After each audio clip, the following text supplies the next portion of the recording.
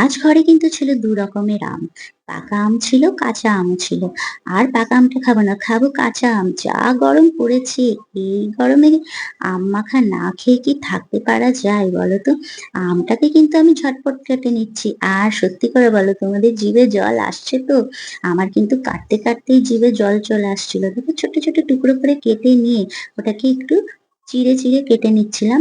যেন ওর মধ্যে যে মসলাগুলো দেবো না ওগুলো যেন ভালো করে আমের ভেতরে ঢুকে যায়।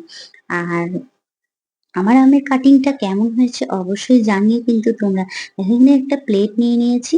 প্লেটের মধ্যে কিন্তু সুন্দর করে একটু সাজানোর চেষ্টা করেছি। তারপরে দিয়ে দিলাম লবণ, তারপরে লঙ্কা গুঁড়ো আর দিয়ে দেবো চাট মসলা। আমি কিন্তু লঙ্কা গুঁড়ো কম খাই যার জন্য হালকা করে দিয়েছি।